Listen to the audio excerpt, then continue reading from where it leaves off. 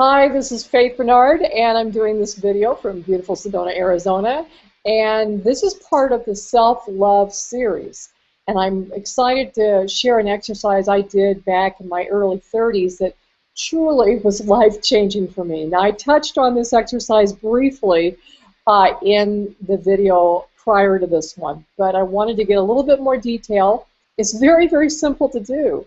However, you will, or at least you could, experience resistance because self-love, as much as it sounds like a good idea, it's not something that is cultivated, even really fully understood. It's certainly not encouraged in our culture.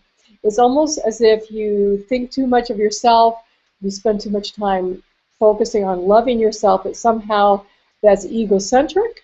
It's unfortunate, but that's been embedded into our culture. And it is to the detriment of everyone on the planet. And it really leads to all the misery that we see on the planet, even to war and all starvation and you name it. It is a huge, huge thing. Now, self-love doesn't mean that you're always perfect and that everything is rosy. It just means that you love yourself as you are in that moment. Now, there's going to be resistance that comes up, so expect that. It's normal, as I say. When resistance comes up, that's normal. That is the mind's way, our programming's way of saying, this doesn't feel comfortable. I don't want to change. I'm comfortable even in my discomfort. I'm comfortable. And we know that this can be the case. You may have emotions come up. You may have anger come up. It's okay. Just allow it. And don't resist it. What we resist persists. If you resist it, don't even get upset about resisting it, okay? This is the key. We've all been there. It's an ongoing journey. But the key is just to start. Now, you're going to feel a little uncomfortable with this exercise more than likely, not unless you're someone who has, if you were lucky enough to have parents that really poured authentic love into you, not by you know, the word spoiling children, I don't even like that word either, and the connotation. But really, parents that instilled your self-value, that they recognized your self-value, and they constantly reinforce what is already true. And if you were lucky enough to have parents that did that, then you've got a great foundation. But many of us didn't have that growing up. It doesn't mean our parents didn't love us. It just meant that they may have had things going on that caused them to be self-focused, or maybe, dealing with financial pressures, maybe some resentment about having children and the responsibility that entails. Again, that does not mean that they didn't love you. However, they may not have been readily available emotionally and otherwise. And I know that for myself, I experienced that. Parents divorce. My mother is a fabulous human being, no longer here on the physical plane, but definitely in other dimensions. And she, she really wasn't prepared to be a mother, and she had a lot of stress, a lot of responsibilities as a single parent and a college professor. So, I definitely felt a lot of missing pieces there in my childhood and as I grew up. So for me, this is great because, I was able to come from that position that so many other people are dealing with on some level, that they didn't have that reinforcement of self-love at an early part in their life. We know that what happens from age 0, the time that you're born, to age 7 is instrumental in what your life is going to look like. Now, it doesn't mean that you have to be have to resign yourself to the fact that it wasn't a great first 7 years. I'm going to do another video on the stories that we tell ourselves and what we choose to believe. But for this particular video, we're just going to focus on the exercise. Now, it requires a mirror. And you, like I said, you may feel uncomfortable with this, you may resist it. And I would recommend that you do it in private, just so that you feel comfortable and you can be really present with it. But at the time I first came up with the idea of doing this exercise, I was living by myself. I was in my early 30s, and I'd gone through a divorce, and my life had financially fallen apart. Other areas of my life were great, but not the area of finances. And that was really the part that I had really come to. I actually went and saw an Episcopalian minister, and she said something very wise to me. She said, "Faith, you don't have a financial issue, you have a spiritual issue. You need to spend time each day praying, meditating to the higher source. And if you do that each day consistently, and I really believe personally meditation quiets the mind and allows you to listen to your higher knowingness, because really you have it all within you. It's just the distractions, the stress, and the mind chatter. In some circles, they call it the monkey mind, and we can be driven by fear and then all the programs that we have taken on unconsciously that we're not even fully conscious of, some of which we are, but there could be others that we're not. So here's the exercise. It is a mirror. And why a mirror? Because you want to look into your eyes when you do this. Again, I'm doing this on video. You're not going to do this on video. You're going to do this in the privacy of your bedroom or meditation room or outside in a quiet area, whatever you have available to you. The key is to be consistent. If you can do this 10 minutes in the morning and 10 minutes at night, that is ideal. If it's only 5 minutes in the morning and 5 minutes at night, still ideal. Just be consistent. So you want to look into the mirror, and you're looking into your eyes. And I just want to make a point here that when you're hearing it with your voice and you're looking into your eyes, it's much more personal. There's a trust there. You trust yourself. Well, you may not trust yourself. That's also another thing that comes up for a lot of people. They don't trust themselves. But more than likely, you're going to have less resistance to hearing your own voice. The resistance will come in feeling awkward. Maybe a belief or a program that says, I don't deserve, this is silly, I don't want to do this, this feels really uncomfortable, this seems like a waste of time. All of these kinds of things could come up in your mind. Just listen. You don't need it. Don't beat yourself up about it at all. Just allow it. Just allow it. It's okay. It's really okay, because it's natural. It's natural that those thoughts will come up. And why am I doing this? It's a waste of time. I mean, you can just think of all kinds of things that will come up in the mind. But again, put your beliefs to the side if you're willing, and just try it out for 30 days and see what happens with your life. So here it is. I have a mirror, and I'm just looking into my eyes and saying, I love you. Now, when you say I love you, it could be to source, it could be to yourself. It's really one and the same. So you continue to say that, again, 5 or 10 minutes, whatever you can afford time-wise to do, and be consistent.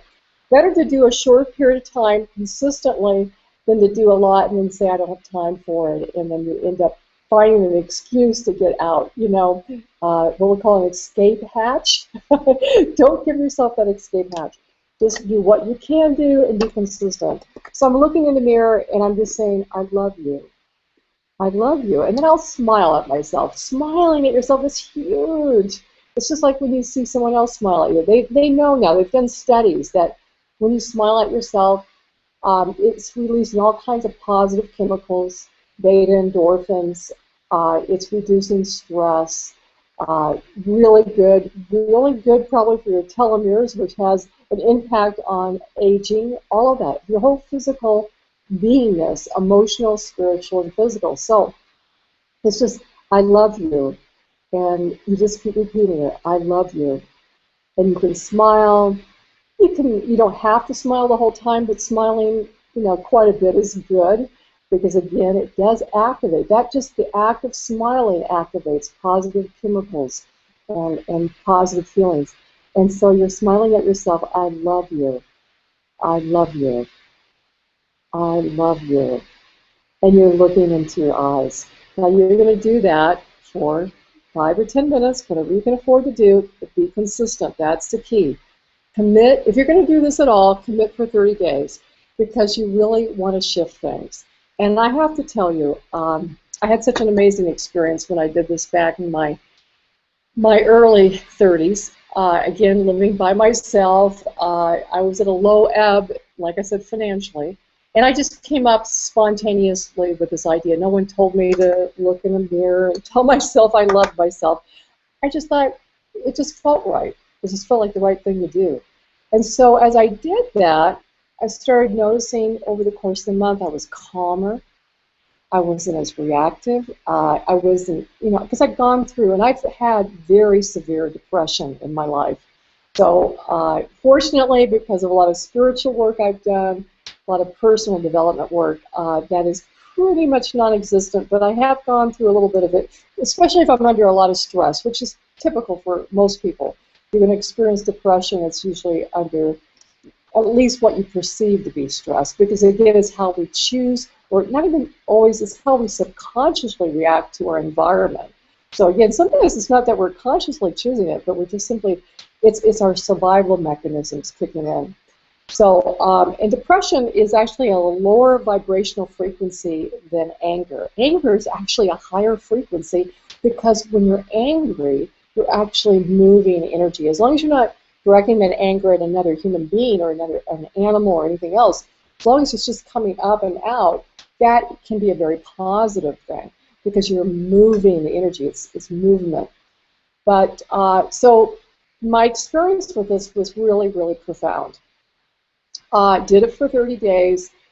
During the time, I don't know whether it was 2 or 3 weeks into it, I'm not remembering now because it's a few years ago, but in doing so, I started to just spontaneously notice, and again, if you have a particular spiritual belief, this is again not to, go against anyone's spiritual beliefs, it's just my own personal experience.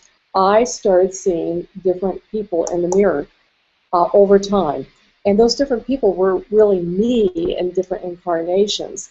And that is pretty amazing. And it was consistent. I had that experience on several occasions. And I was actually doing it for 20 minutes at a time because I wasn't working at the time. And I figured, let's go for it, right?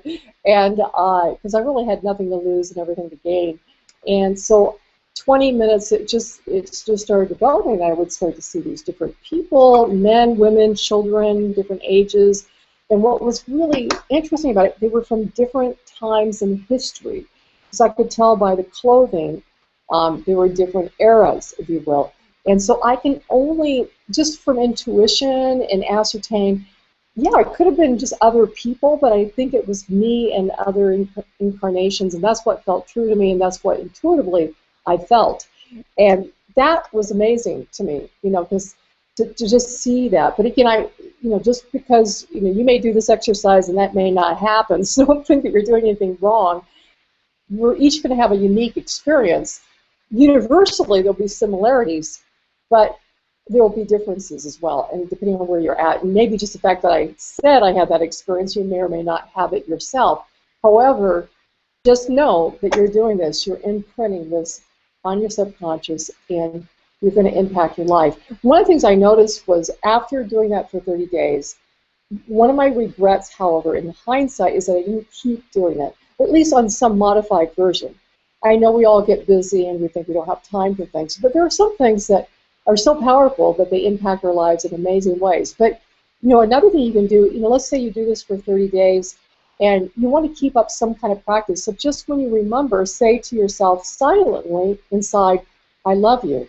And just repeat that. Or when you're meeting other people, silently say to them, I love you. This is part of the Ho'oponopono prayer, which I'll get more into in another video. Very powerful Hawaiian prayer that works with something called self-identity. And the whole idea is that there's really, we're all connected. And in a sense, there's only one of us here experiencing ourselves as many. But again, not to get too much into that in this video, I just want to simply say that, after you do the 30 days with the mirror exercise for 5 or 10 minutes at a time, and if you can do it twice a day, that's ideal.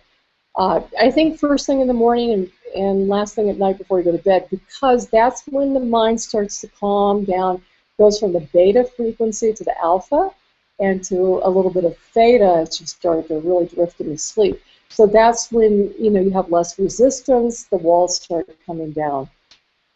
So what did I want to say about that? I'm going to remember it in a moment.